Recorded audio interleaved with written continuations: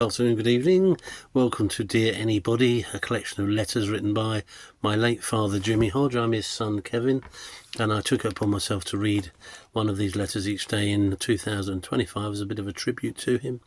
And he was writing them at sort of to preempt the millennium at the end of the year. So he took his various things, really, views, observations from the daily papers and daily news as he was a journalist here in Kent. Today he said that the rather superior attitude that British have was laid to bear when it was discovered we have 60,000 fewer doctors than similar countries. Only Turkey and Korea have worse records in the league table of industrialised nations.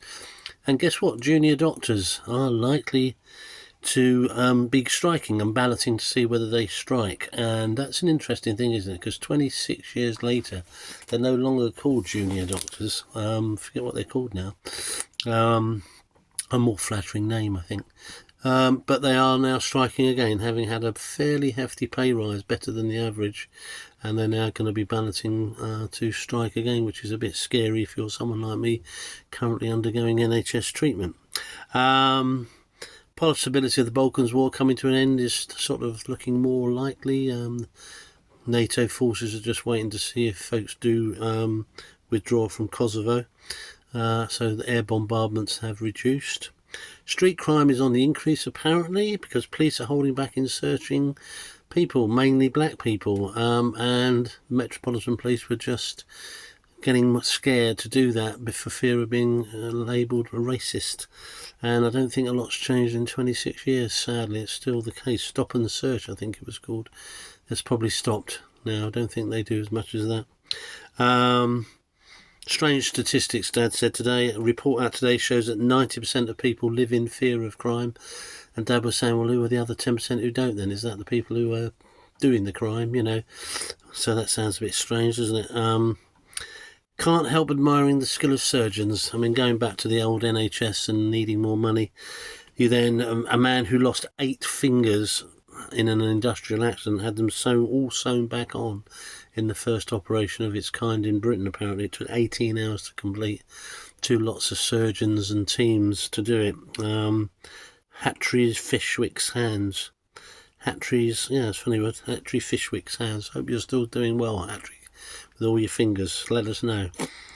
PS today was, funny enough, duty frees were due to disappear at the end of that month. Duty free perk. Those who tried to claim it say there will be a loss of 100,000 jobs in the duty free industry. And Dad said, having been to airports and ferry ports in this country, I've never seen that sort of number dishing out fags and booze. And it's a testament to how far we came. I remember my dad took me to France on a freebie day trip. I think it was given. We went down on the train, went across, had a walk around Calais or Boulogne as one does, and then came back. And my dad bought my granddad a bottle of scotch. But when he arrived back in, had to declare it wasn't allowed to bring back a bottle of scotch on a day trip unless you paid the duty on it. And my dad didn't have the money, cash, and no credit cards at that time. So it was confiscated, and you think, goodness me, I think there was a building outside Dover where all duty-free stuff was just stashed, you know, and it must have been a haven for people selling it on the black market, I reckon, or it was destroyed, maybe both, I suppose. But I felt so crestfallen on behalf of my dad. I remember stopped for 1 bottle of scotch. Didn't have enough money to pay the duty, so had to just give it up, you know, having paid whatever it was for the scotch. Good intentions went south. But, you know, 25 years later, you could come back with bottles and bottles of the stuff. You know, it's just weird how things change, isn't it? And now today, I guess no one would turn a blind eye, wouldn't they? Wouldn't even blink. Anyway, and that was the news on the 5th of June. Today's the 5th of June, 1999. And thanks for watching. You take care, and there you go.